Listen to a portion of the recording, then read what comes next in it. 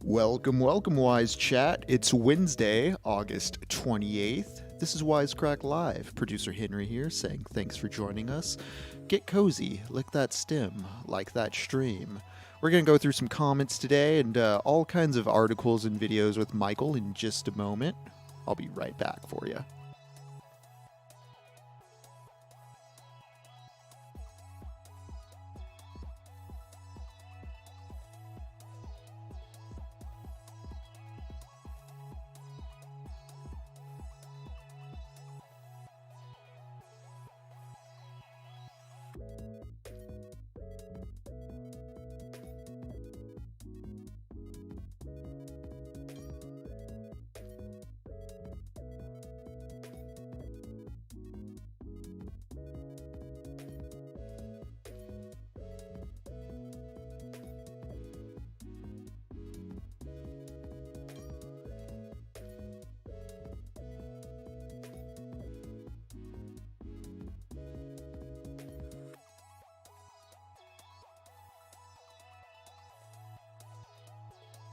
Ooh, Chris Maverick. I just got back from the dentist yesterday. Luckily, all good, but I know the anxiety there. Have fun.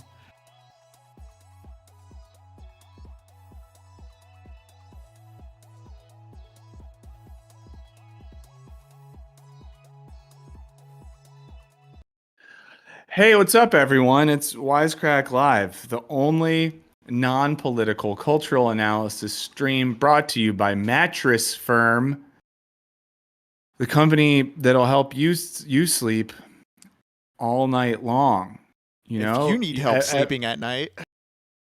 You ever been talking about the horrors of genocide and then thought to yourself, I want to hear Lionel Richie's All Night Long over and over and over? Well, then you'll love Mattress Firm. Guys, that was a deep cut for those of you who hung out with us on Monday over on our Case of the Monday stream, which happens every Monday except next Monday because it's Labor Day. But yeah, we're back. It's Wisecrack Live. It's our Wednesday stream. Shout out to anyone in elementary school ever said to their teacher, but why isn't it said Wednesday? Why don't we say February? You know? The little Socratic children pointing out the logical inconsistencies of spelling in English. But we're here to talk about stuff. You know, I guess we got like slightly spicy on Monday's stream. You can check it out if you want to. It was a sort of in-process, thoughtful reaction to the Democratic National Convention, thinking about the, I guess, underlying ideologies at play at said convention. Some of the comments were funny because it was a range from like, accusing me and by proxy Henry of either being too far left or too far right. So, it just reminded me that we can't win. We can't win. You can't make everyone happy. And it's a good life lesson. But yeah, I'm Michael Burns. I'm here with producer Henry. Today, we're going to talk, our main story is the sort of political gap in Gen Z. Now, of course, we're not interested in politics, but it's an interesting cultural divide in my adopted generation, Gen Z, where you have women who identify as Gen Z being some of the most, by certain metrics, progressive Americans, and the gap between women and men, men who lean more conservative, is like really wild. In most generations, there's like, a little bit of difference between the men and the women, but a huge one for Gen Z. So we'll be talking about that. We'll also be looking at some of your emails towards the end. So let's get into it with the comments. What's the first comment you have listed, Henry? Oh, Friend of the show, Loinkin Pork. Friend of the show, Loinkin Pork. Again, friend of the show. Says, I love how economics as a field wants to be treated as hard science. As someone with a degree in hard science, who the fuck cares? And Marx's work was largely about applying a scientific methodology to socioeconomic analysis, but most big-time schools of economics vehemently hate Marx. It's true. It's true. I'm pretty sure this is in response to last Wednesday's stream. Yeah. With our guy Logan Lansing and Jordan Peterson talking about Marx and just saying like the dumbest stuff ever. If you're interested in people saying the dumbest stuff ever about Marx, you're going to like Friday's video. If you're sick of me reacting to bad men talking about Marx, you're going to hate Friday's video. I'll leave it at that.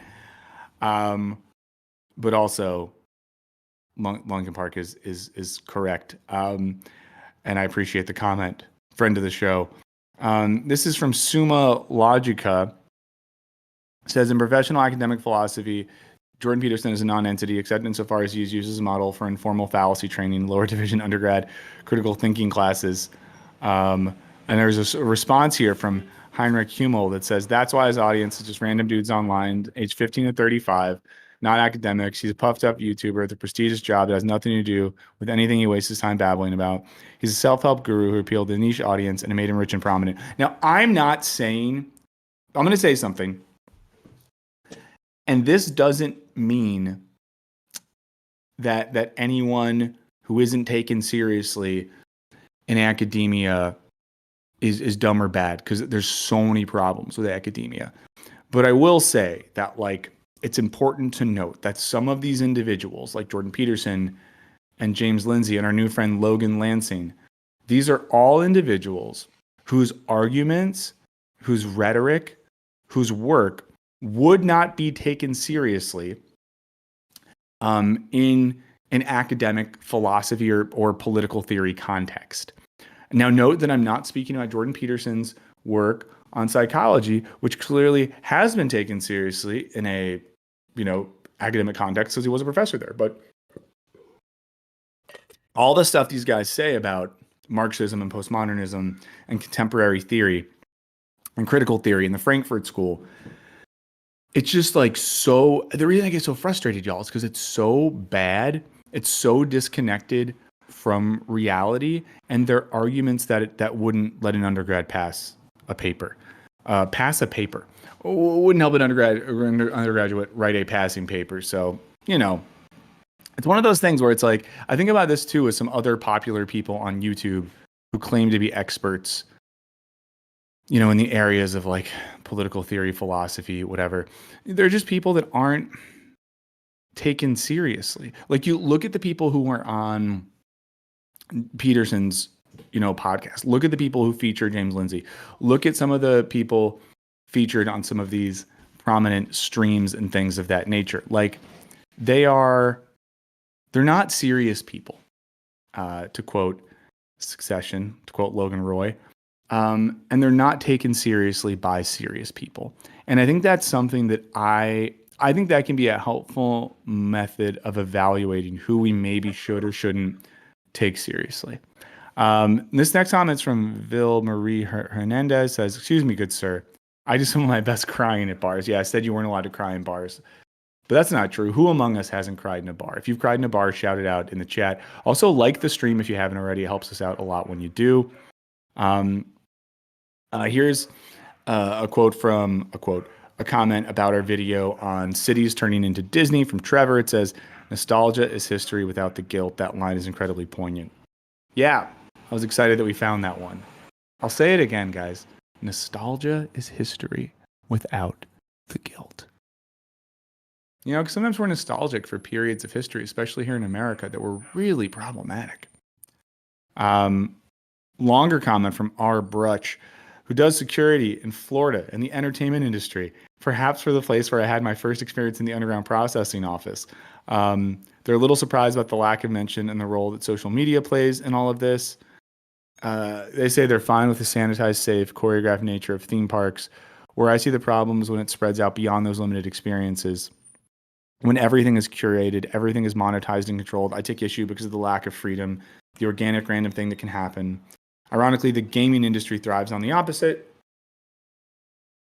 These random, organic, sometimes messy or stressful situations that arise when playing are often the best parts of the experience. Yeah, I think, what we got at in the video on the theme parkification of American cities and cities abroad is what happens when freedom and organicity and spontaneity are removed from the situations in which we live. And I think often people, there's like a reason why cities have gotten to turn into these parkish places. And I'll be very reductive here, but I think in America and our non-American friends, I'd love to hear about your takes or experiences on this. But I feel like in America, you have a lot of people, a lot of like middle class folks that grew up in suburbs that want the version of a city they've seen on TV shows. Like they want to live in an urban area that's centered around their subjectivity, and they are made upset or uncomfortable by the idea that they are not the protagonist of the city, and that there are people who are not like them, who are not of their socioeconomic strata, who maybe have been through shit they haven't been through, that like decenter their subjectivity in a city. Lennon McDonald's, our favorite McDonald's is the Lennon one. It says, thanks for this critical of U.S. imperialist ideology, yet compassionate to the everyday progressive supporter who is not consciously thinking of the DNC ideology beyond red versus blue take on the DNC ideology and the larger U.S. imperialist ideology at play. It's hard to listen to the warmongering, but the analysis is much appreciated, dear Wisecrack. I really appreciate Lennon McDonald's comment, because I do think that's what we were going for on Monday, is like an analysis of the perpetuation of imperialist ideology that we saw at play at the DNC, that also recognizes the realities and the voting anxieties of a lot of like normal-ish people. And sometimes I think that that's, we're not out here speaking to the, cosplaying tankies of the world. We're not out here speaking to the Pod Save America fans of the world necessarily. We're somewhere in the middle, just trying to think critically, but in a way that is not, I think, exclusionary of folks who are still trying to figure it all out, So I really appreciate that comment. Last one from Judas Crusader, another pro-Trump channel. I love that take so much. That in being critical of Vice President Harris's nomination speech, that we are implicitly pro-Trump. Shout out to all the pro-Trump people in the chat. Again, if you're here, consider liking the stream. Now, before we get cooking today, something that I do when I get cooking in the morning is I drink coffee. I love coffee so much. I'm currently a 2 coffee a day person. I'm curious how much coffee you drink. Sometimes in life, you meet someone and they'll be like, oh, I'm on my 8th cup. And I just think like, how is your heart not exploded? Maybe it's because they make weak coffee, but I don't have weak coffee. Sandal Farmer says tanky, quick definition. I'm like, you guys know this, I'm kind of dumb. And guys, if you guys dig Pod Save, that's also cool as well. When I think of tanky, Henry might have a better definition here. John, I missed your question. I'm going to go back and try to find it, but maybe your better bet is to re-say it now that I don't have the comments on the screen. So John, feel free to re-ask. But tankies are like people that over fetishize Soviet communism and like the militarization of lefty movements. Yeah, is that that's how you see it? my understanding is, militant communism, that it's basically like we need an organized sort of military force to enforce the ideology, not like a democratically arrived at or socially agreed consensus built, just through force. Yeah. And like most tankies are people that fetishize, and some of these are people who, I'll be honest, I saw an account I follow retweeted someone who was saying something about how like Hamas is the only like good revolutionary army on the planet. And like, I don't think that's true. But people that like fetishize revolutionary violence, but who to quote Jay-Z or paraphrase Jay-Z, wouldn't bust a grape in a fruit fight. I think that's from 99 Problems, but yeah, Jay-Z says this line where he says, the type, loud as a motorbike, but wouldn't bust a grape in a fruit fight. And a lot of, especially online left-leaning people, I think are like this. They're people that, and we saw a lot of this during the DNC actually, because there was protest planned for the DNC, and I think there was people that had a sort of like bloodlust who wanted to see violence in the streets between protesters and police officers, but they themselves surely did not want to take a cop baton to the cranium. So, let's see. Thanks, Tasha. I'm glad I got it right. So John said, genuine question, how should we separate Israel, Ukraine, and Taiwan? I don't know, to be honest. And I'm not exactly sure what you're asking, John, but I don't really know a lot about Taiwan, so it would be really dumb of me to say anything about it. I know that there's a Taiwanese restaurant that I like a lot, and I know that I like Taiwanese breakfast. I do not know much about the political situation there. I think, and I think Israel and Ukraine, different things. I think they're very different things. Maybe that's what I would say. But someone said in terms of the military, yeah. I mean, I guess when we think about, and I guess this kind of touches on both the tanky question. It touches on the lethal killing force question. I think that there are instances in human history where military action has pushed back anti-democratic movements and has at least solidified or cordoned off democratic zones, helped fight off fascism, and is what it is. But I just don't love violence, I just don't love it. Let's all just hug. But speaking of things that feel like hugs, a hug in your hand and a hug down your throat is Yes Please Coffee. They're our partner on our streams. Yes Please Coffee is a small coffee roaster based here in the Los Angeles area. They have 4 employees. That's the same amount of full-time employees that Wisecrack has. So we really relate to them. They make delicious coffee. Comes in bags that look like this. They have different varieties. They have a mix. They have an espresso blend. They have a single origin. They have a decaf. They do hey, Michael Moore, famous filmmaker in the chat. Thanks for watching, Michael. Big fan of your movies. Fahrenheit 9/11 made me really obnoxious in high school in a good way. But yeah, it's just really delicious coffee. You get 20% off with code Wisecrack. I think if you can afford to have good coffee in your life, I think it's worth spending money on. I think that it's one of those things that even when I was a really broke grad student, I made money in my budget to just buy solid coffee because I really think it's a nice thing. I think you deserve it. Someone said, are you a French press or a pour over guy? I use a pour over, and I use, I think it's called like a bee house or a beehive. It's like a Japanese style pour over, and I've always used it because it's just what I've always used. So there you go. Where is someone? I saw someone big up a Logan comment in the chat, but I don't see Logan here. But I probably agree because I'm a big Logan head.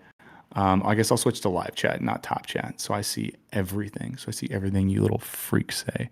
But thanks for being here. Thanks for being in the chat. Thanks for hanging out.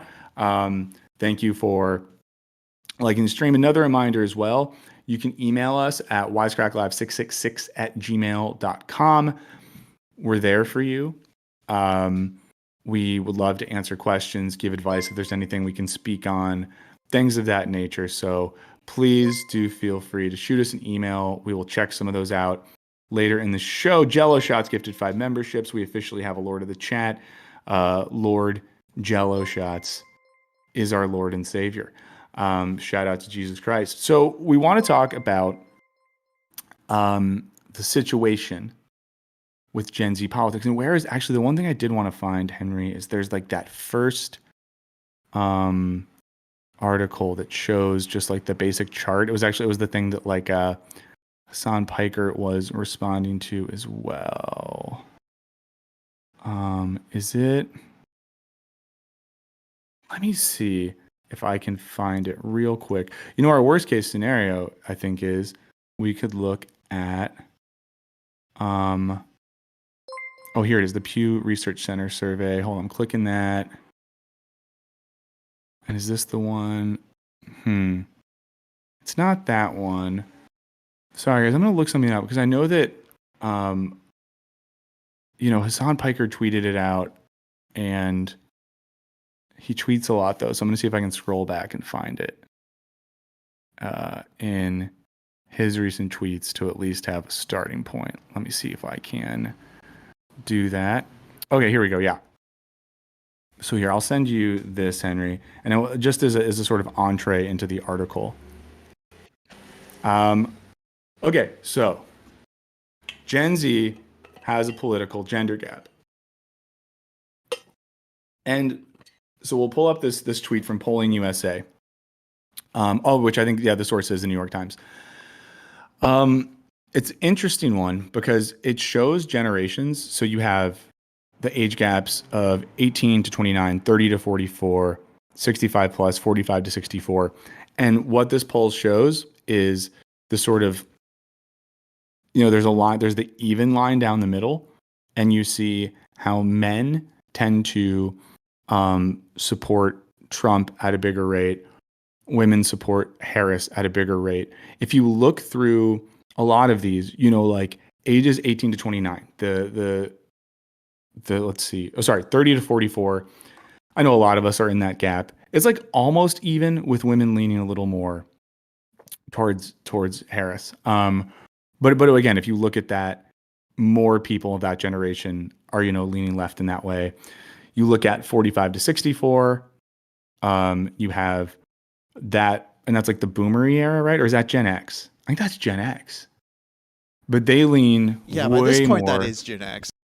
Yeah, they're leaning way more Trump. And then you look at 65 and over, some of the older boomers, we got a much bigger shift towards Harris. But the most shocking one is 18 to 29, where women at plus 40 are going Harris, and the men are at like plus 15 towards Trump. So, it makes one ask, like, what is it about Gen Z where we have a segment of women, and, they don't get into any other, queer, trans, non-binary stuff here. So who knows how they factor that into stuff. But we have a sector of women that are way more progressive than previous generations, while the men are equivalent to sort of millennials and then boomers, not as bad as Gen X, and they're leaning right. And, I think we see this even in some of our interactions with folks on the internet, people we see. So there's an article here, and this is from earlier in the year, but it's from Melissa Deckman. And Melissa Deckman is a political scientist who has a book coming out on the politics of Gen Z. So let's kind of skim through this article. It's on PRR, what is it called? The Politics Research something Institute. I should be more on top of it. I should be able to tell you what it stands for, but I'm not. Okay, so by Melissa Deckman, PhD. It says the dominant story about the arrival of Gen Z into our nation's politics is largely one about young people hungry for progressive political change. Bunch of examples there. And I know that is a narrative that I have kind of ridden with, the idea that Gen Z is more progressive.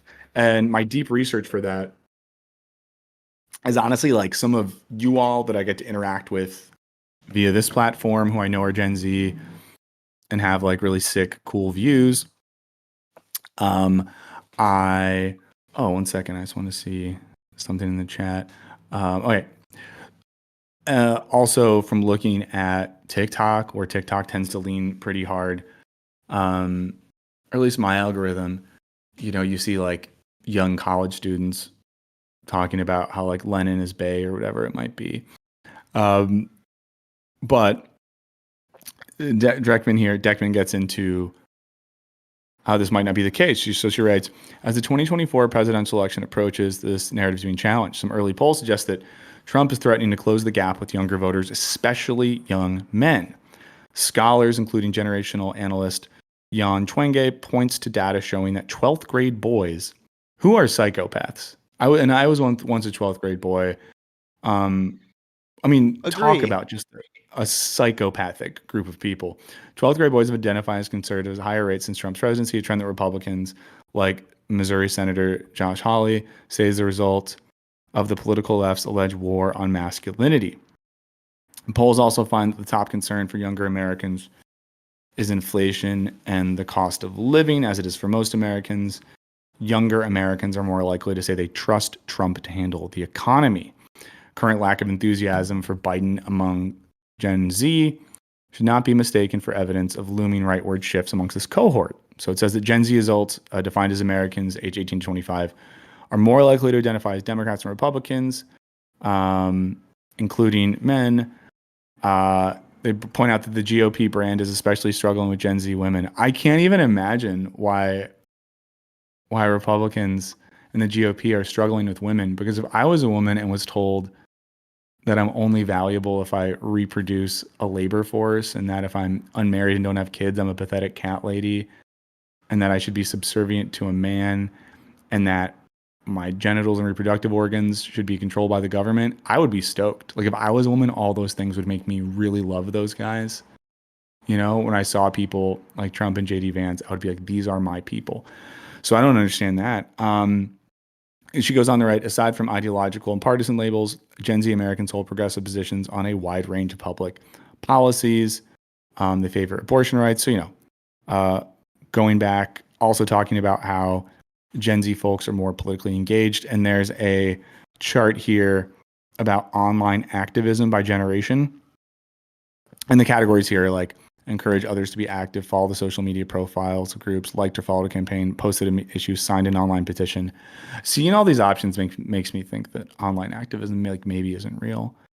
And that maybe, just maybe, much of our political activity and thinking has been siphoned off by private media and social media corporations who know that they can keep us associating political activity with the online space. We're just producing free content for them to gather data and sell advertising off of.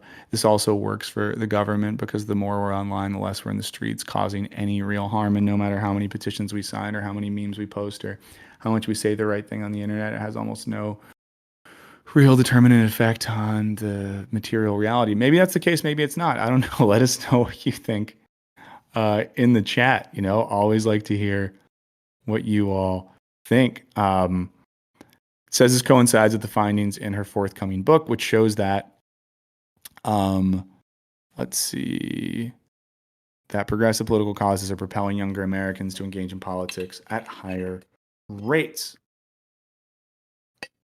Let's see, I'm going to skim through some stuff here. So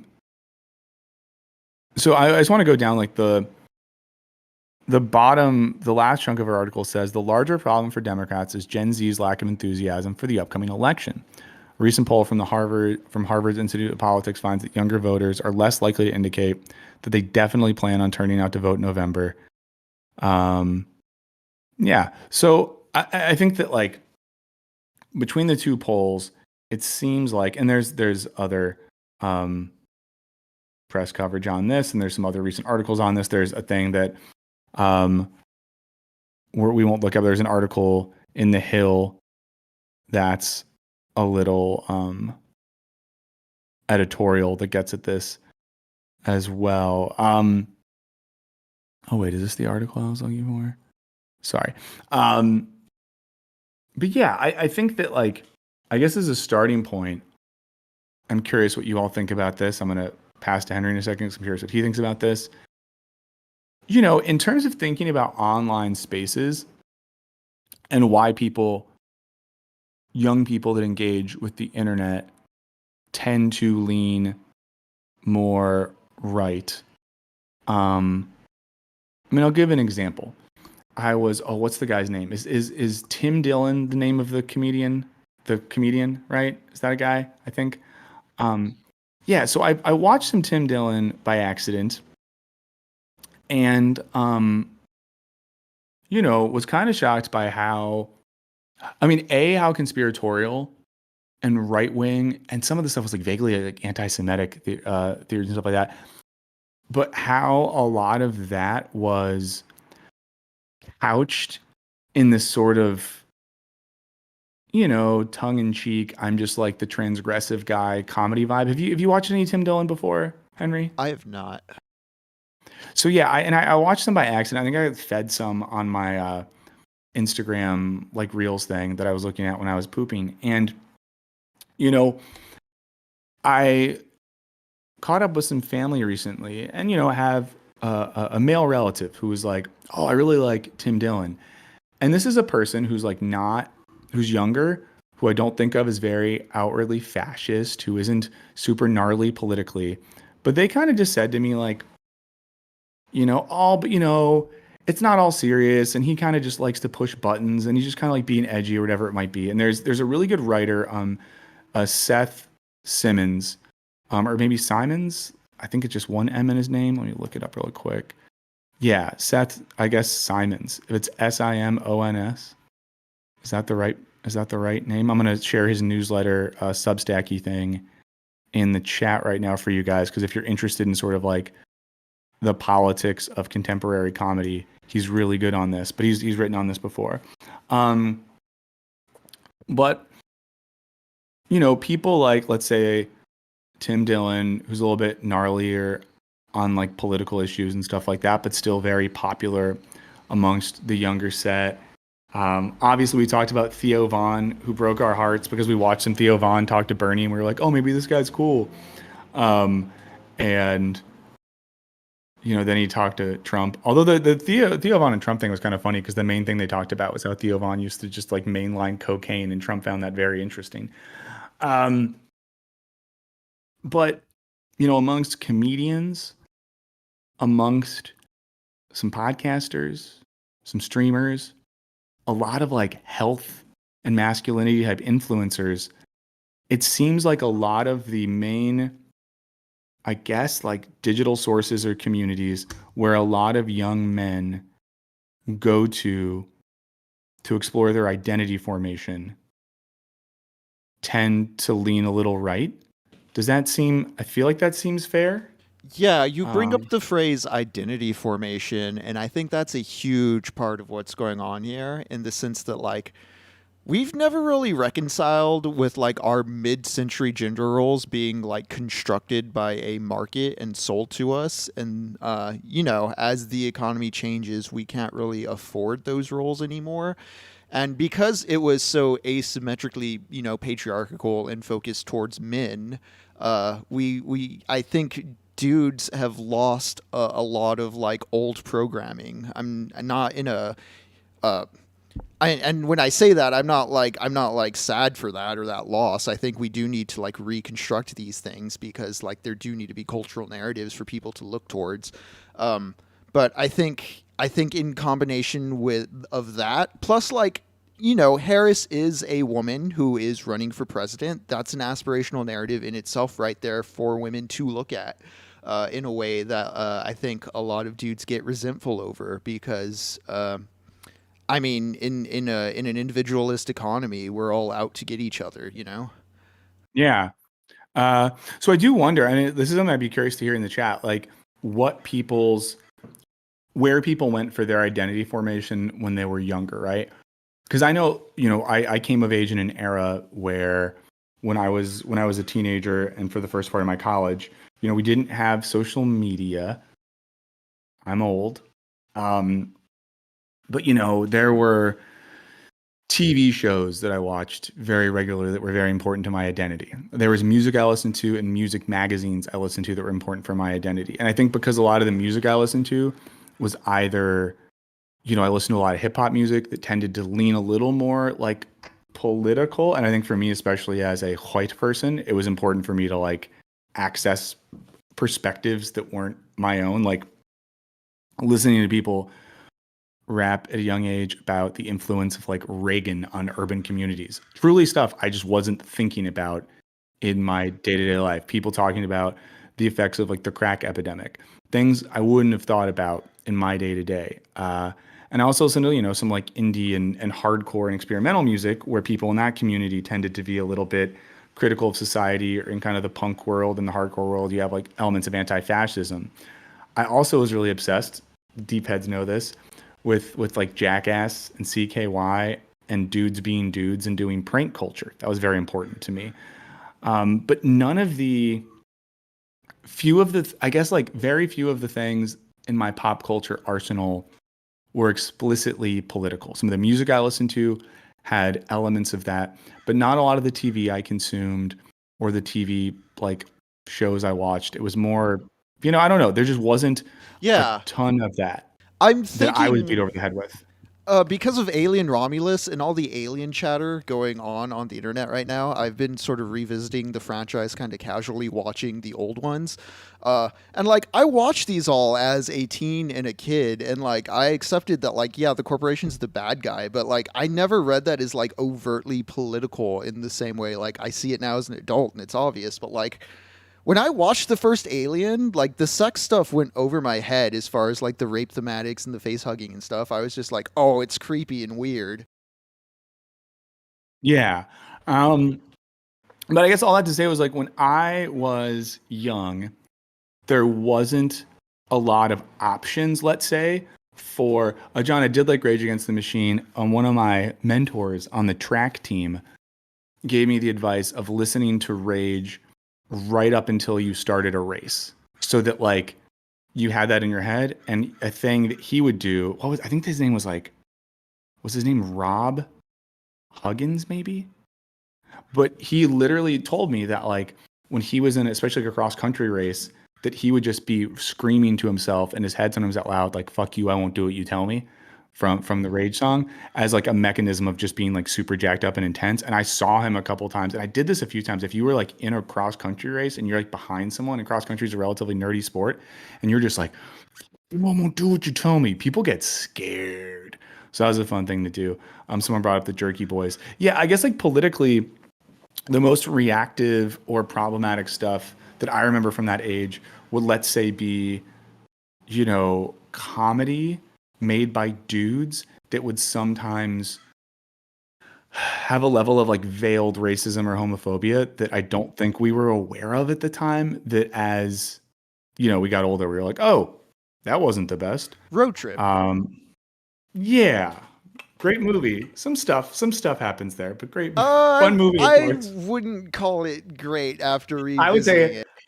I would say a cinematic classic. I would say perfect. I would say every element of that movie I endorse completely. I don't. A real can I the real thing I remember about that movie is Austin, Austin, Massachusetts. Um, that's all I really care about. Um, but yeah, somewhere up like the Man Show. But so Yeah, I would that's something I say, haven't heard in a while. Mister, what's Corolla's new cartoon that he's doing? Still recycling Man oh Show bits. God, oh God, I don't even know. Um, but so I say this, someone actually pushed us or pushed me or whatever in the comments to last week's stream where they kind of said like you guys talk about empathy, but you're not empathetic to Jordan Peterson, which I'll say is like an interesting or slight. Oh wow, Chris Maverick also ran cross country with Public Enemy lyrics. That's awesome. Fight the power. You see, if a Public Enemy, they Yeah, changed Chuck the way D. I.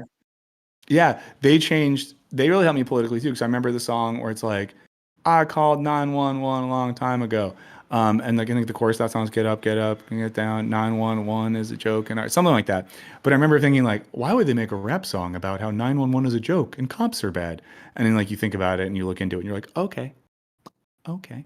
But you know, in terms of like the empathy game, right? I'll kind of respond to the Peterson thing real quick. I do think I like have empathy to the fact that Jordan Peterson's a human being, but I will say I'm going to work through this in real time, so I might be wrong or problematic here. I'm curious what you all think. But like it's hard to be ultra empathetic to people who are older and have had every privilege and opportunity in life that exhibit a serious lack of empathy for other people and put ideas into the world that are actively harmful. So like I genuinely am able to muster a good amount of empathy for a 20-year-old dude that maybe got radicalized by some a-holes online. I can muster that empathy. For someone like Jordan Peterson, it's just like you're like in your late 50s or 60s, your whole life is a friggin' grift. You gave up an academic career because you didn't want to use people's preferred pronouns. And much of what you put into the world is conspiratorial and hateful. Like I have empathy for the fact that he's a human being who's been through stuff, but I think at a certain point, I don't know, it's not like, guys, we got to consider like Hitler might have had trauma It's like, you know what I mean? Like at what point do we gotta do that? And that's not to say that like we have to. That, like, it's not to say that you can only give empathy to people who are also ultra empathetic, but I think there's a limit there, and that's kind of what I think. But to get back to the topic at hand of like Gen Z dudes being kind of fash, I do think there's an issue with a lot of the media sources offered to them. Like there was we might have talked about it on this stream. There was something, it was either like it was in New York Magazine or the Atlantic, and it was like a Brooklyn mother talking about how her like 14-year-old son low key got radicalized by Andrew Tate and she didn't even realize it because like she didn't know that he was on TikTok watching Andrew Tate videos. She didn't, and like found out that her son was at school like calling like the women like low quality females and stuff. I'm laughing because it's insane, not because it's funny. Um, but like I guess I just wonder. I mean, I guess there's a way I kind of am also thinking about this, and this is going to get a little abstract. Before I get abstract, Henry, I want you to tap in with your general thoughts on what we're talking about. When it comes to like the atomization and the individualization of hobbies, I do wonder like if dudes know what's out there because like I like a body count Megadeth. There's like a tradition of like politically active thrash metal, and there was a band called Power Trip. Their lead man passed, very sad, but like Power Trip was from the past decade, and they were very much in that tradition of like politically minded thrash metal. But the thing is, like in the age of the internet, it felt very much like they never escaped like the velocity of like metalheads online. Like they never really went mainstream in that sense. And so I don't know. I feel the media landscape is a bit more impenetrable or hard to navigate in that sense to find things that might radicalize or make you think differently about things. I mean, even body count back in the day got started because Ice-T was able to bankroll them. Yeah. Um, Very real stuff. I will say, Drift King, I too miss Raw Dome. We'll try to get it before the end of the year. We'll try to get it before the end of the year. But something I've been And thinking about is yeah, like, just oh, to go ahead. just to throw it out there because of the chat, Dave Mustaine's politics have become more incoherent over time. He's definitely like not the same, or it's a thing time and age does to everybody. You can find old MTV videos where he's like working to get out the vote and stuff, and you can listen to him now, and he seems more cynical about the whole thing. But like, I don't know, Peace Cells is still a banger, I think. Yeah. So, something I was thinking about in regards to all this is like how certain political eras that seem particularly historically relevant or where there's a heightened level of like political contradiction tend to produce these bifurcations of identity. So, in the 60s in America, we have this coalescing of civil rights movement with student protest, the anti-Vietnam War protest, with nuclear disarmament protest, all sort of stuff. And, post, late 60s, we see this kind of thing where we have some of the more radically progressive folks in American history, but then we also get some of the more radically conservative folks in history, and they kind of lead us into the era of neoliberalization, Nixon to Reagan, all that sort of stuff. I think that I think about the 60s in France. So we talked before on the channel about 1968 in Paris. For those who aren't totally up on it, there was massive protest in 1968 in Paris that involved student organizers and workers, largely workers from auto factories, getting together, and they truly and utterly like shut shit down and led to some pretty drastic changes, in the fabric of French society. Some of it involving sexual freedom and liberty, some of it involving the abstract concept of freedom, some of it involving rights for workers and students and things like that. But what we had in the wake of 1968 in the world of like philosophy and theory, you have a generation of philosophers that we would call the post 68 philosophers. I'll be a little sloppy here, but people like Alain Badiou, Jacques Rancière, Etienne Balibar, I guess to an extent, Gilles Deleuze and Felix Guattari. I think Foucault doesn't really quite count, and Lacan doesn't really. They're kind of like on the periphery there, but they were basically a group of philosophers and students who reacted to the events of May 68 by being committed to certain ideas of like egalitarianism, communism, liberation, the idea that, the control factors of neoliberalism and capitalism in the West were not good, that colonization was bad, and that, the job of the philosopher is to think rigorously and seriously about what it means to create an egalitarian world. So that's kind of one reaction to the political upheaval of the late 60s in France. Now, there's another generation of people called the New Philosophers, or in French, Nouveaux Philosophes, and they kind of did the opposite. I think the most famous person here that we might have heard of is Bernard Henri Levy, or I always say French names wrong, but basically, like, these are a bunch of people. Let me give 1 second. People who also were like witnesses to this upheaval, this revolutionary moment in 1968 in Paris, and they broke from their comrades or whatnot and rejected the kind of leftism associated with the Marxist tradition. And interestingly enough, this group of people was very influenced by Solzhenitsyn's book, The Gulag Archipelago, which is a book that Jordan Peterson is obsessed with, which is a book that I've never read, and I probably never will read. That sort of connects the Soviet system to a lot of death and very bad stuff. Now, again, I have not read the book, but I do know, even if you look at like the Wikipedia for it, you see that like a UCLA historian said that his methodology, it says such documentation is methodologically unacceptable in other fields of history, and the work is of limited value to the serious student of the 1930s because it provides no important new information or an original analytic framework. I know it's been criticized by a lot of academics for maybe not being the best, but either way, that reaction led another generation of people down a path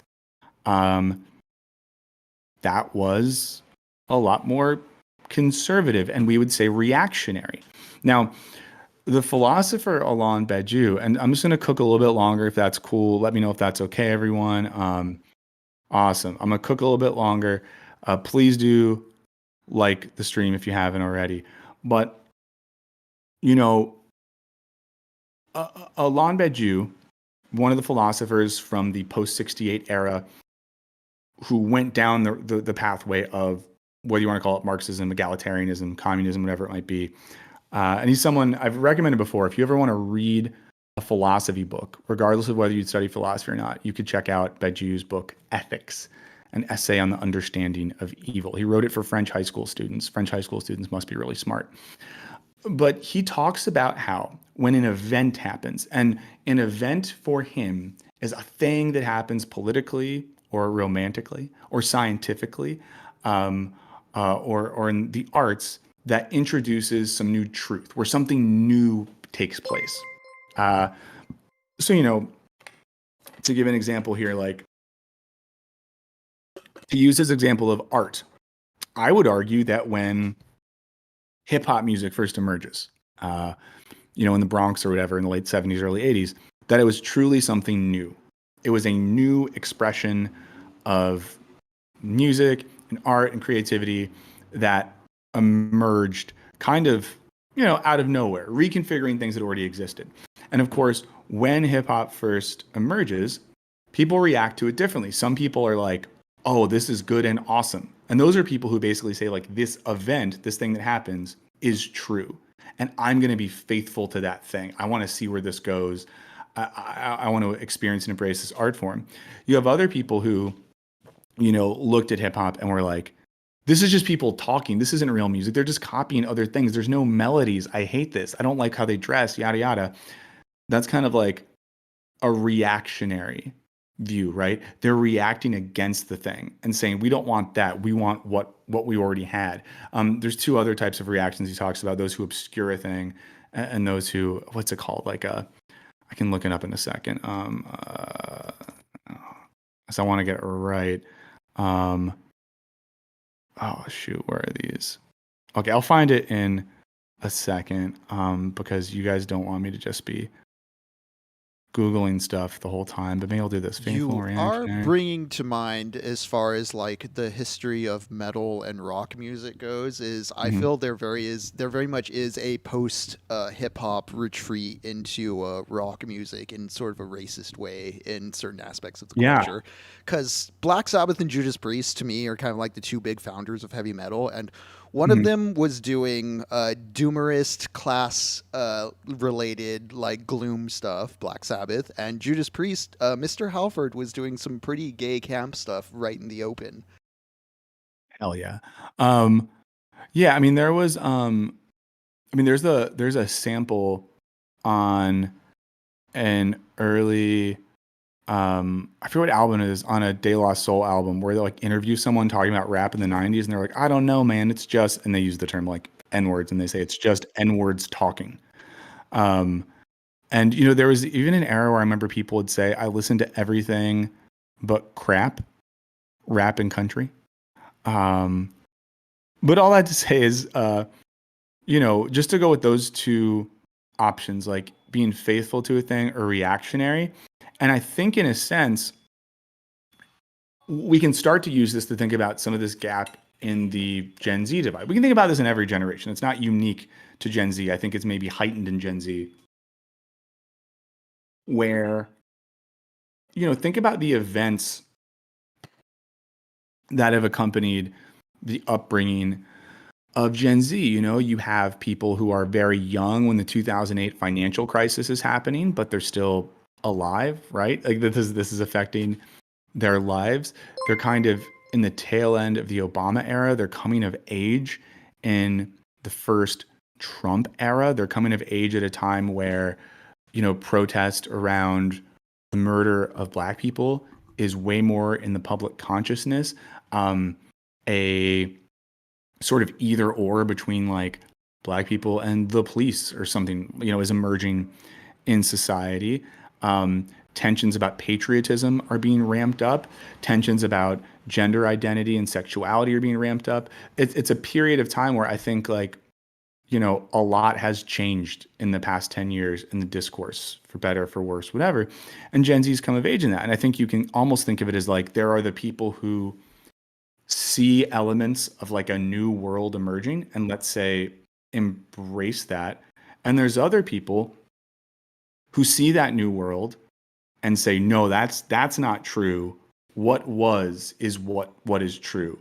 That which we already had. So if you think about like the manosphere online, a lot of the dude influencers will say things like, a lot of these new tendencies in how we think about gender or ethics or sexuality, these are trying to feminize men. They're trying to take away your masculine power. They're trying to tell you something about you is bad. So what we want to do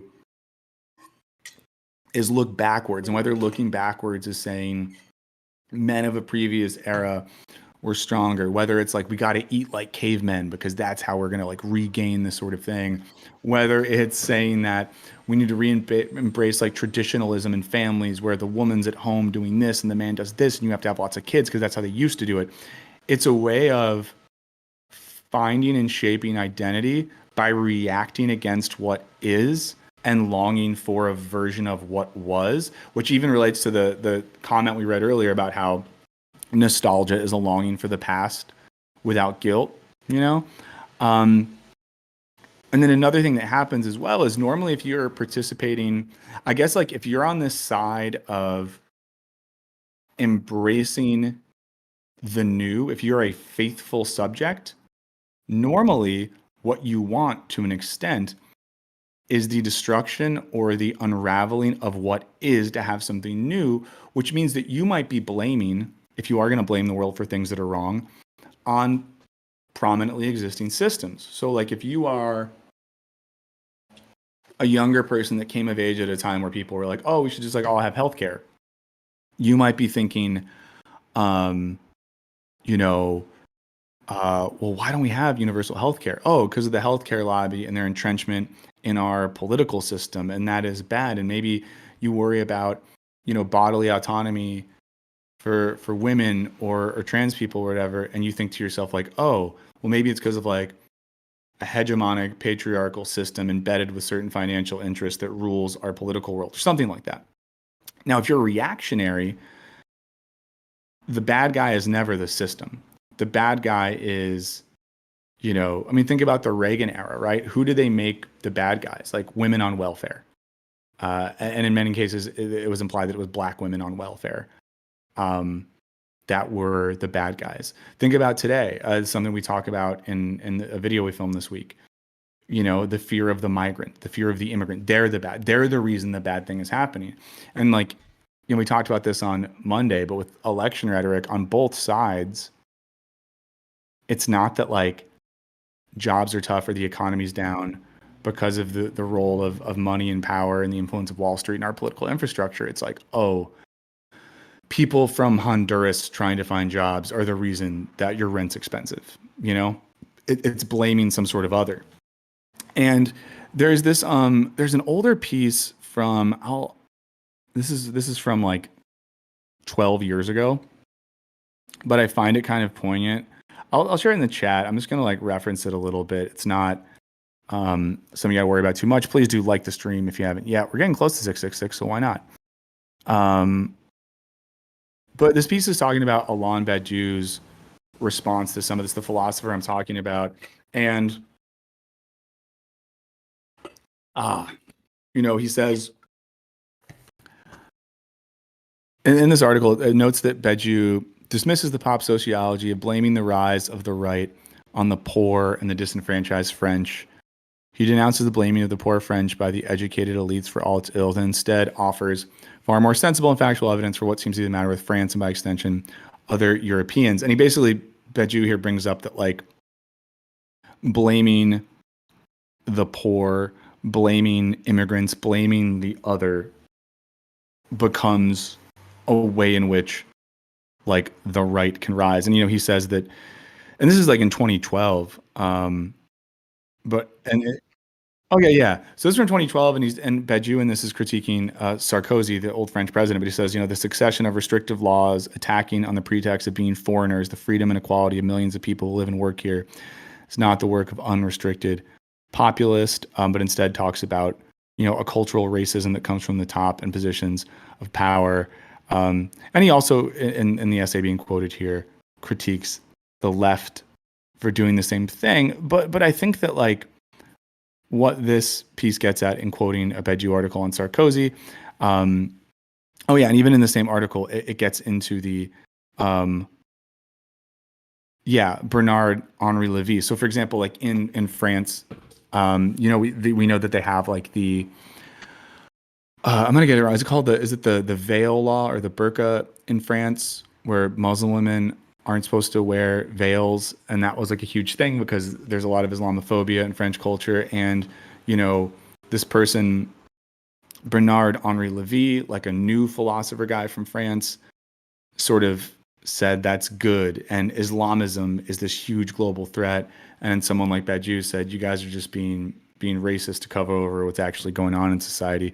So all that to say is like there is this tendency to either embrace the new, embrace progress, embrace where things are going, or react against where things are going and try to hold on to something else. So if we're thinking about these terms in their most literal ways, like, conservatism in a sort of like very literal sense implies conserving that which was, holding on to that which has previously existed. And in a sense, like progressivism implies progressing to better things, to something that is better, that has moved on. And, when we think about this with science, right? I think we all agree we tend to be progressive and not conservative with science. We don't want to go back to a Copernican understand. Wait, is Copernicus bad or good? Didn't we move beyond? I'm going to do a bad example. But we like when science moves forward and we understand that science and sort of scientific understanding is a thing that's always progressing and moving forward.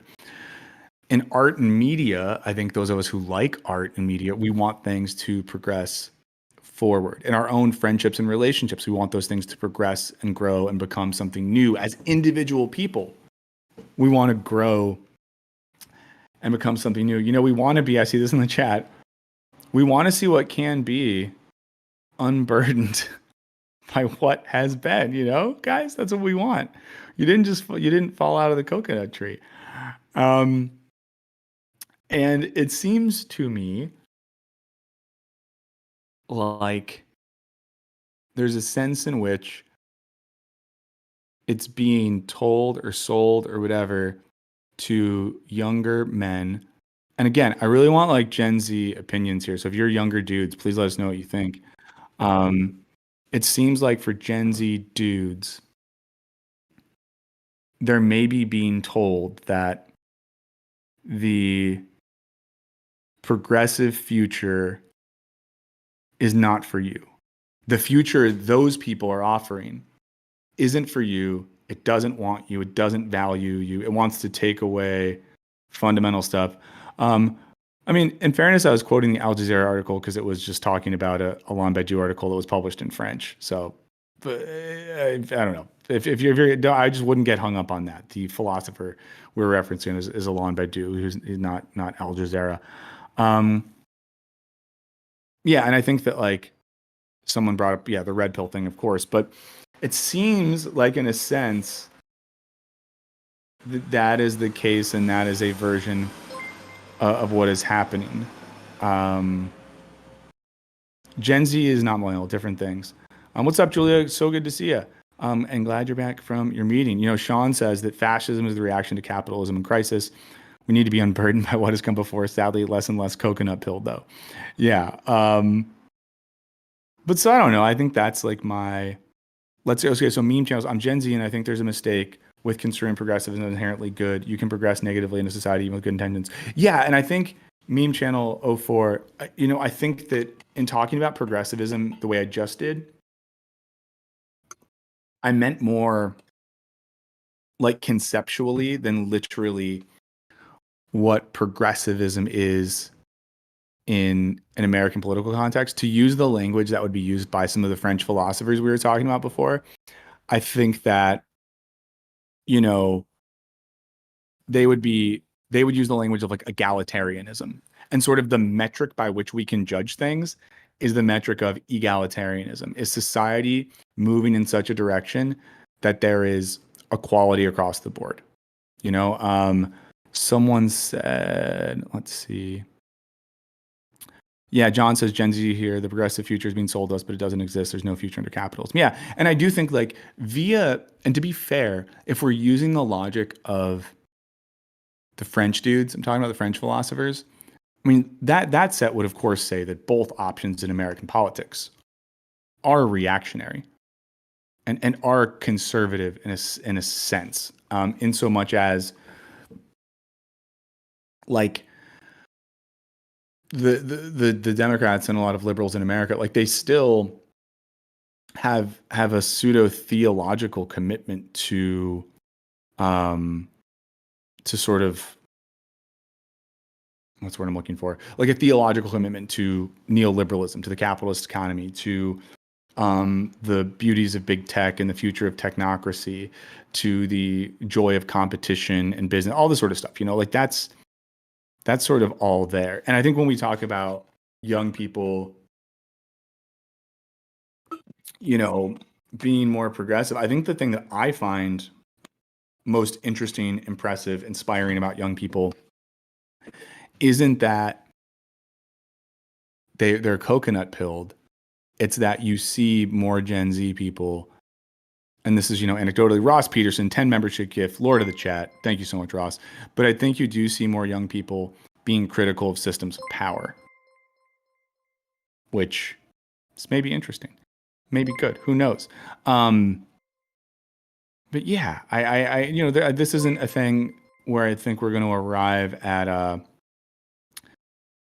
solution or an answer or anything here. I'm going to scroll through real quick. There's this recent article.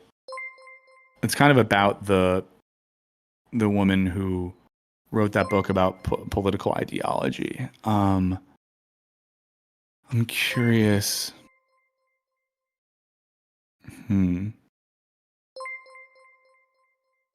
It's one from The Guardian.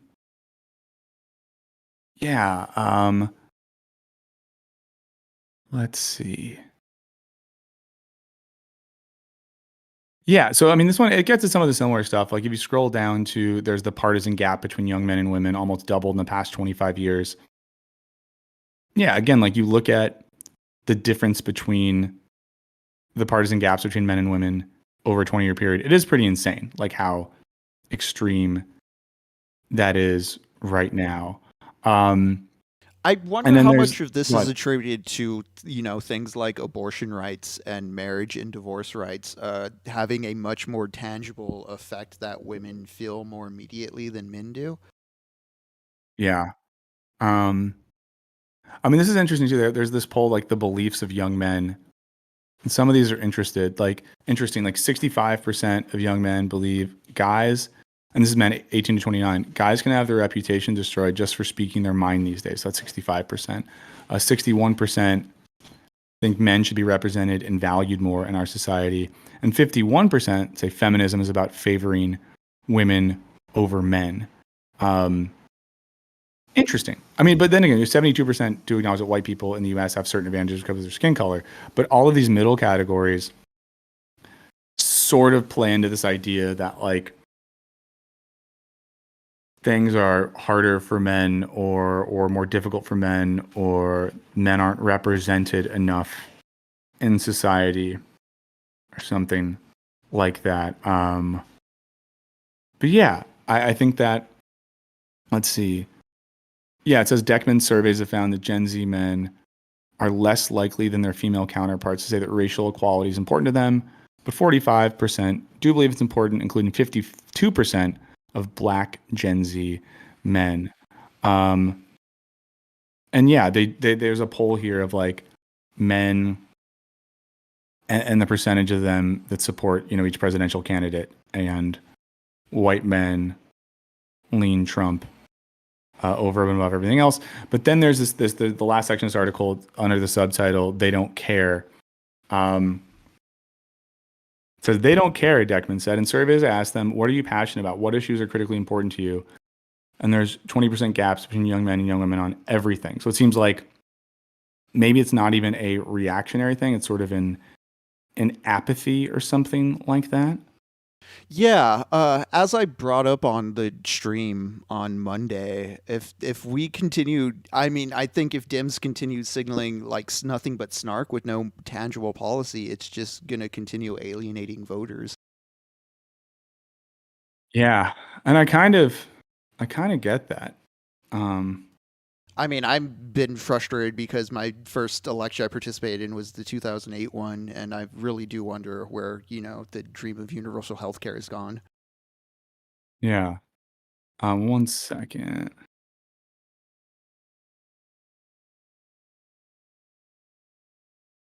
Yeah. So yeah, just sorry guys. I just kind of interested. So someone said, "Sinks, is this entire channel now just pseudo philosophy meant to make shitty people feel better about blaming everything else for them being shitty people?" I don't think so. Cynics. Oh, it's fun when you say the name out loud. I don't think we do pseudo philosophy. I think we try to, this is off the cuff. It's just a stream. I think we try to keep things grounded, or at least point to references that you could check out. And I don't want to make shitty people feel better, because I think a lot of our audience are pretty good people.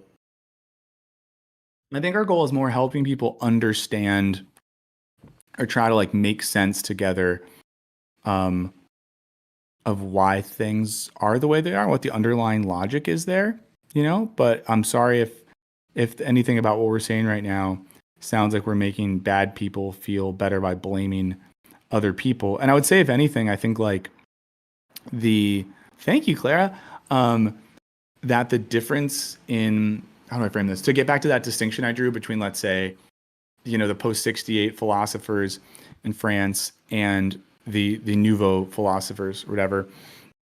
And I think we see this as well in a more properly like leftist critical perspective in America, and a more reactionary perspective, is the difference in blaming systems and blaming people, right? Because I think if there's a subsection of, let's say, like young American men who blame, immigrants for their problem, blame women for their problems, blame, feminism or gender equality for their problems, it's sort of a blaming of individuals. And I think on the other side, you see, what was I about to say? On the other side, at its best, I think a more leftist critique would be critical of systems and not individuals.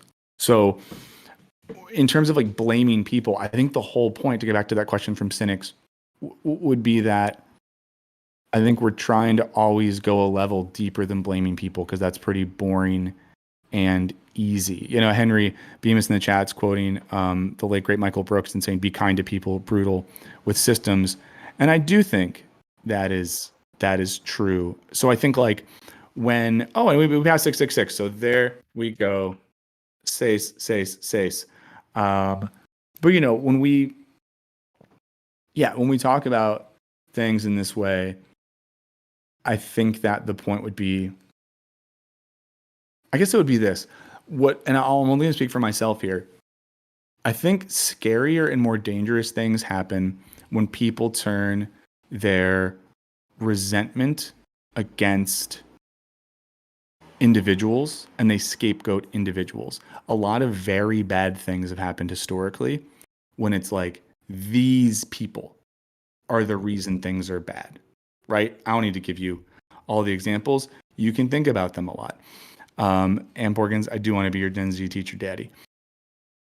On the flip side, I think if we look at systems, or we look at critiques of society that are more systemic, like, sure, there are individuals who keep those systems in place, but those people aren't like this homogenous group, right?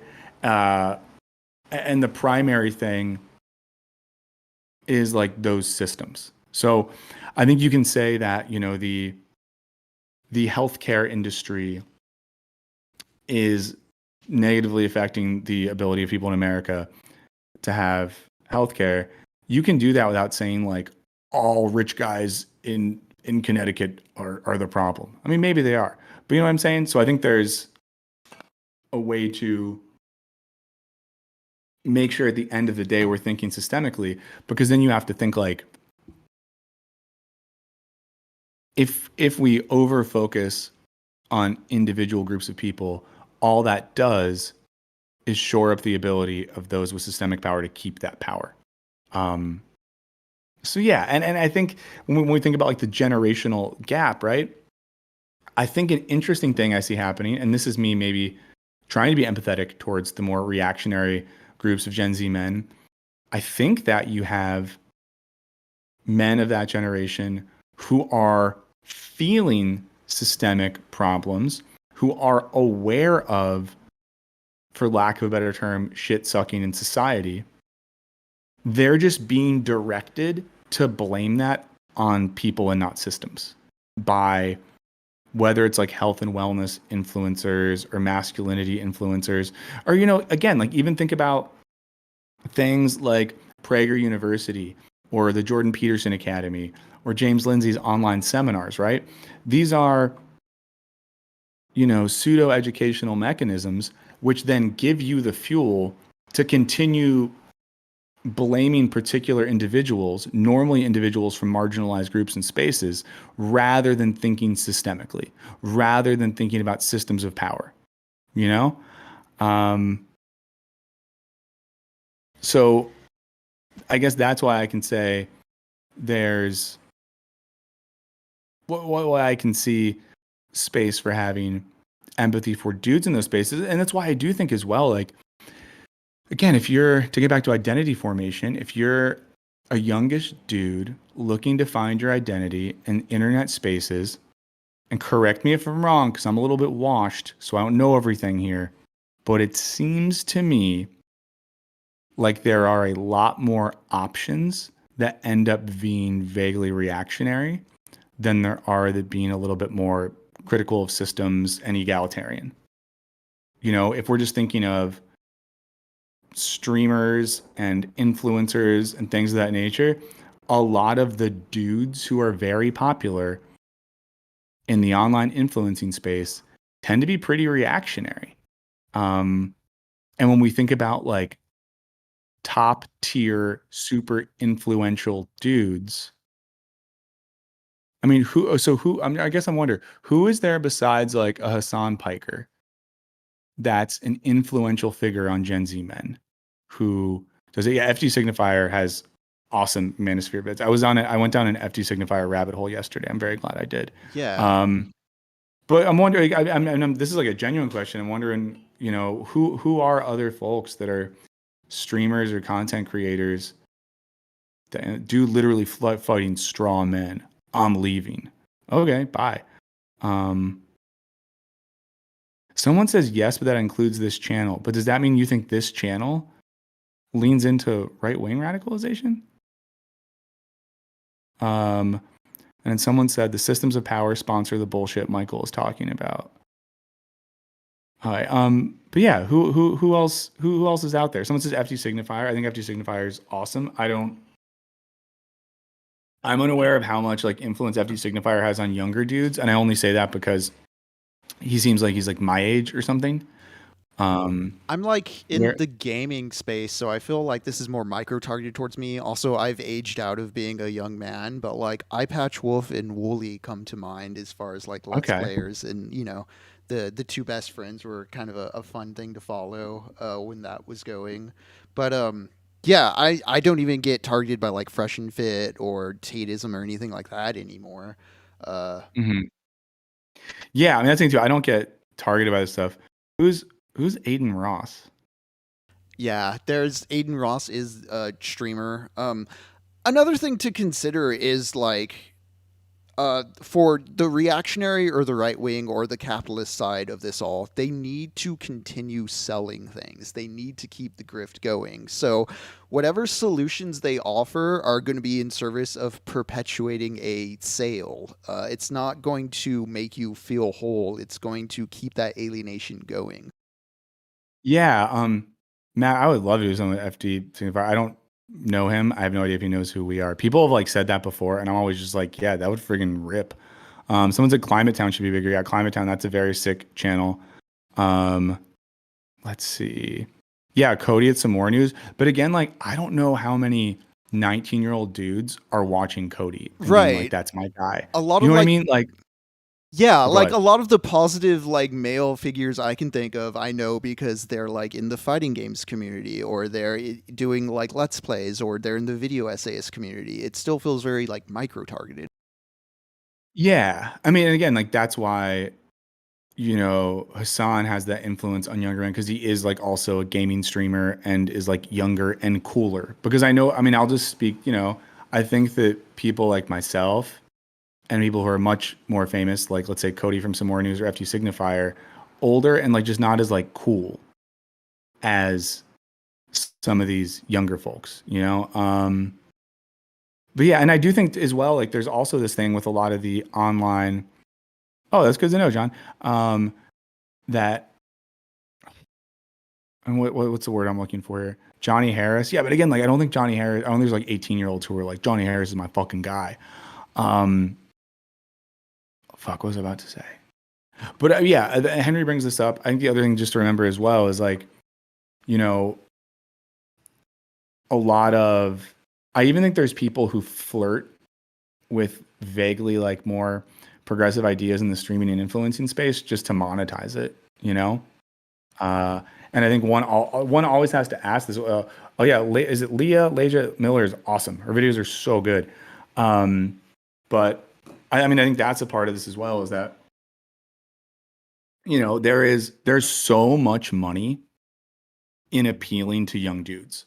Like the reason why you have like Tate's Hustler Academy and all this other stuff, and the Peterson School and PragerU stuff. I guarantee you, if you looked at the demographics of this, I do not have this data in front of me, so I am making a claim without evidence. I'm acknowledging that now, but I think I will stand on business here. Like, I guarantee you, it's mostly dudes. I guarantee you, a lot of these like health and wellness companies that have these like vaguely reactionary perspectives, I guarantee you, it's mostly dudes who are spending money on that stuff. So like, I think that there's a reason as well this stuff keeps happening, because it's so monetizable. It's you can make money being that sort of dude. You can make money by convincing young men that the reason their lives feel bad is because of women, is because of queer people, is because of immigrants, whatever it might be, which is sort of, relates to something that we should talk about. So I have to head off the stream at 11:30, but I know our friend Lux really wanted to talk about the Trump cards thing. Hold on. Yeah, it might be a thing, Henry, where maybe I'll let you guys close it up, because I do have to head off at 11:30 today. But I think if you do that, I'm going to say this now. Don't overdo it. I'll say this when Lux gets here too. When I get off, don't overdo it. Someone said Andrew Huberman, Tim Ferriss, Dr. K with Healthy Gamer. But like all those people too, I think are, I don't know, they're selling something to you guys. They're selling something. But it's interesting to hear folks there. And again, like I don't know what it's like I definitely in general don't know what it's like from the perspective of women. I don't know what it's like from the perspective of Gen Z women. I do know that some of the content that I watch that is created by younger women, like, obviously our friend Alice Capel makes great stuff. Is it Mina Lay, if I'm saying her name right, makes really cool videos. I don't know. There's a lot of cool women in that space who I think make stuff that feels less exploitative and feels more curious and critical about stuff. Okay. Great. Do we have the Trump card thing? Do we have a video of that? I have the Or do we tweet want thing ready. I have the tweet ready. Okay. Yeah, we can bring him on.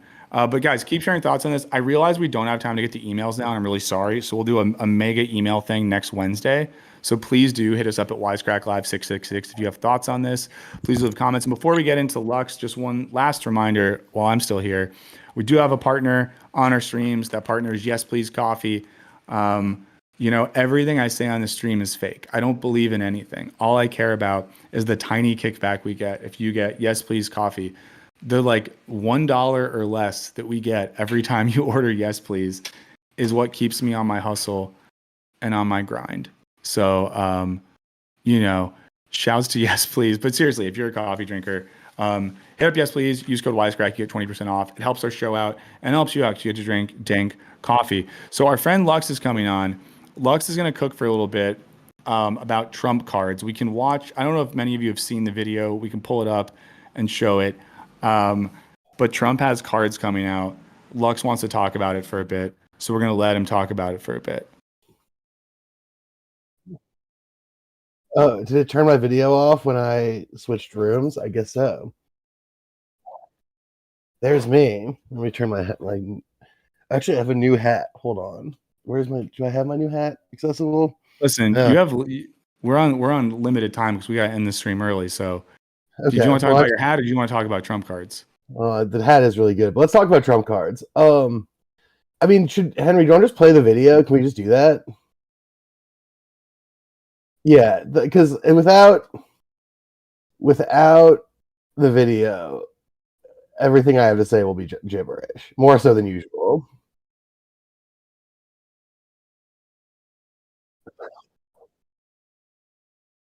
I know it by heart. I'm good. Stream, get Right. ready. Is your favorite president, Donald J. Trump, with some very exciting news. By popular demand, I'm doing a Video's new playing. series of Trump They're digital all trading watching it. cards. You all know what they are. We've had a Oh, lot of he fun said with that. them. It's called the America First Are you Collection. serious? 50 Yeah. all new I just stunning like I want digital everyone to just like trading bathe cards. in It's it. This really is the something. craziest These thing I've cards ever show seen me in my life. dancing and even me holding some bitcoins. Well, Here's the best part. I still- I'm doing great things I- for my Trump digital card I collectors. still mean First, it. I there's still the mean real everything I say, physical Henry. Trump cards. Purchase 15 or more of my Trump digital trading Like the cards, stream if you haven't, and we'll please. mail you a Like it. beautiful physical trading card. It's really, I Email think, us, quite something. wisecracklab666 Each physical trading card has an authentic Follow us piece on of my social suit that I wore for Check the out your presidential phone. debate, and people are calling it the knockout suit. I don't know Brenda about got that, no but stream that's what on. they're calling it. So we'll cut up Wednesday. the knockout suit, I'll and be at a you're remote going to get a piece location. of it, and we'll be randomly autographing We might 5 be of them, doing- a true collector's item. This is We might be something doing our to annual give Chicago your stream family, your kids, your grandchildren. Number next 2 week. is Nice, to scary purchase film. 75 of my Trump digital trading cards, and you will Purchase also be invited 75? to join me for a Yeah, it's gala dinner at my $7,500 beautiful country for- club for- in for- Jupiter, Florida. We really have for, tremendous you know, dinners with my collectors. Have a lot of fun like together. We're gonna have a good tenth time. of an above I'm average keeping my Trump salary. digital trading cards at the same price of $99 each. We've done that right from the beginning. So go my to God. collecttrumpcards.com. so It's much. really easy to buy. You just need an email address and a I've credit card even- or crypto. You It's know, 2 minutes they long, so it call probably has me like a minute, the or like crypto 30 seconds president. left. I don't know if that's true or not, but a lot of people are I saying love it so that, much that I've don't even miss clipped out a lot of my Go favorite to moments to start using as reaction videos with my collecttrumpcards.com. friends. Go I have, like, right now 7 and collect your piece of clipped out American history. minutes of Let's it. have fun together and enjoy my Trump cards. We're gonna have a lot of fun. We'll be talking because about I it for a just long can't stop. time. I Thank you literally very haven't much. stopped Have a thinking good about time. this. Working yesterday was like impossible. It was such a challenge.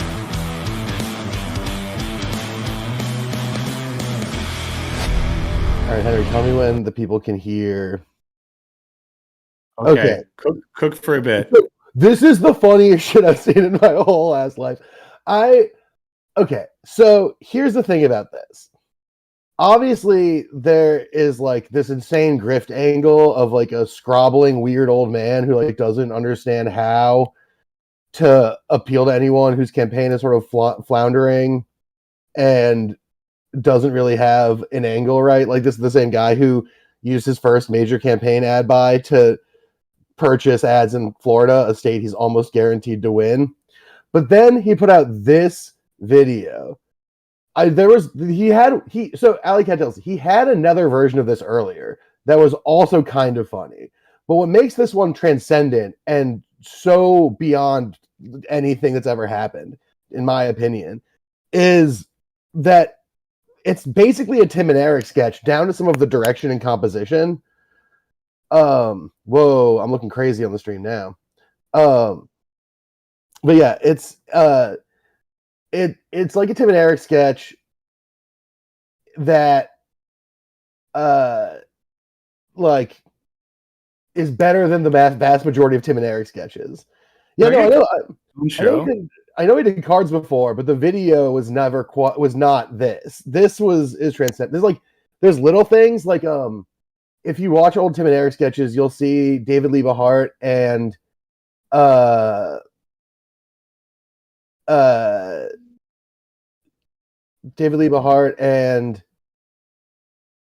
Richard Dunn doing this thing where they put the emphasis in the wrong place, and that's all over this video. The way that he says Bitcoins when he's like, "You can see me dancing or holding a Bitcoin," is like pure perfect performance. It's I think there's like 2 or 3 Tim and Eric sketches that are as well done at being Tim and Eric sketches as this one is. It's unbelievable. Yeah, we just did a revolution on Burns. So let me talk about. Wait, yeah, I don't. What the fuck was that? I like got up for a second. I came back and I was kicked out. I don't know. Sorry, Man. I thought you were gonna be leaving the stream. I am. I'm casually getting my situation settled down so I can jump off. Oh, sorry. Someone walked past the door so you hear the dogs. But yeah, Burns, you've seen the video, right? Yes. So what do you think about it? How did it affect you emotionally? Did it destabilize your reality for a whole day? It didn't destabilize my reality, but I completely agree with what you're saying in terms of it being sort of Tim and Eric-y in life. It shows the utter vapidity of the whole thing, all sort of stuff. I do need to bail now, though, guys. So do me a favor. Don't cook too much longer. Just want the show to stay tight. She's okay. She's right there. I see her. Okay. Sorry, guys. Tension in my house. Cook for a few more minutes and then wrap it up. I'll be excited to watch the rest of it. I got to get going, guys. But, before they cook, thanks everyone for tuning in. Come back on Wednesday. Have a good week in the meantime. Lux has 5 more minutes to destroy your brains with the dystopian reality that we exist in. So I'll see you guys soon. Yeah. Yeah. So goodbye to Burns. We love him. It's when he said, I can see her. It sounded like he was talking about the freaking Babadook. But I guess that's not what was happening. Yeah. So obviously they're doing this this weird, vaguely Tim and Eric thing by mistake, which is so funny. What's especially funny is that Trump is not a directable guy. Do you know what I mean? Yeah, he's going to use his own riz and his own sensibilities, and if he doesn't have a crowd to read off of, sometimes it goes in very weird directions. Right, and that means he just did that. Yeah, he just went in front of a camera and he behaved that way by choice. Right. Think about at a public think about a public speaking or even a recorded performance event where you want to take one or take two, or if you're very conscious in your head about it, you want a script. You want to know your cues. But no, he just went there and pitched those cards. Pieces of the suit within. Yeah, it was oh my god, the way this is a real production nerd thing, but I think Henry will appreciate this. The way that they did the edit of the cutting out the suit and scaling it to the card, made it look like the card is so big because they cut out a chunk of the suit. Yeah, that's this whole shoulder. Yeah, you get a whole 7 inches of strip included with your $99 a card. That's blowing my mind. Who's paying for this? It's a huge amount of knockout suit per card. How big crazy. Are his suits?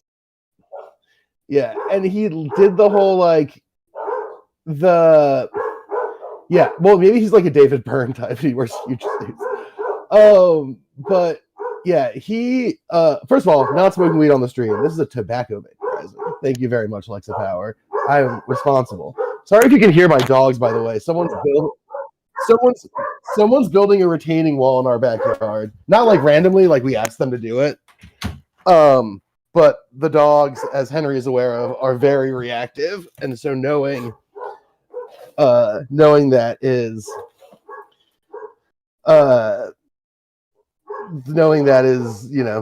going nuts out there. But yeah, that's the whole thing, right? Every single element of this ad is so fucking weird, and it's this thing where all of it's this to get to do a little bit of thinking about the world instead of just being this video is so funny. Instead of just doing just strictly let's all laugh at how silly Donald Trump is, which also obviously let's do that too, but it speaks to this sort of floundering position that American politics has found itself in, where there's not a huge differentiation on policy. And so what ends up happening is there's this differentiation in style and performance, but the Republican conservative and particularly Trumpian performance is just totally lost all of its juice. It's so funny, but it's not funny the way that during the run 2020, there was a time where Trump said that he'd have to scare the Pope. Do you remember when he said he'd have to scare the Pope? Yeah. We've used that quote in a lot of Wisecrack videos because it's the funniest thing in the world to me. that was funny, but it was also kind of scary because it was like this big, strong man, like this big, like powerful guys.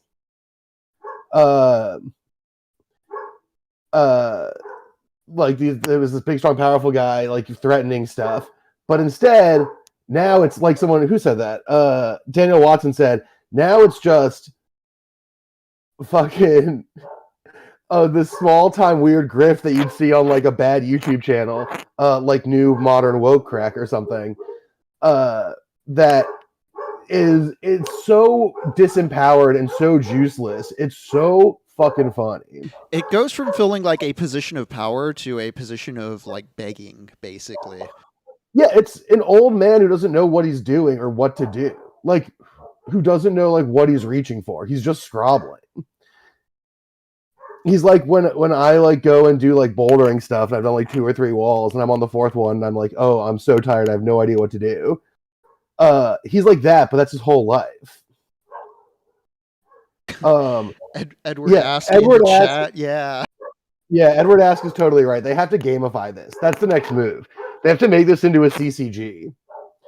Yeah, I know. I gotta get these dogs to be quiet, but they're barking at a stranger, and nothing's gonna calm them down unless the stranger's dead. Yeah, but they should make it a CCG. Give some rules and abilities and powers. Yeah, say hi to the everyone. Say goodbye to the dogs. We're gonna wrap this thing up. Burns ready to go, and so we are gonna do that. I just want to come on and share how much I love this video with you guys, and make sure everyone got to see it because it's so funny. So go watch it 50 times. Laugh at how he says Bitcoin. She says Bitcoin like how Fatty Harrison says popcorn in that one I think you should leave sketch, you know? Where she's like wine and popcorn. But yeah, so that's that. I just want to come on and say hi, say goodbye to the dog, say goodbye to me. Everyone have a good time. Come back next week for Burns and perhaps our Chicago stream. And we will talk to you guys soon. Have a good night. Enjoy your weekend, chat. We'll see you next week. Bye, friends.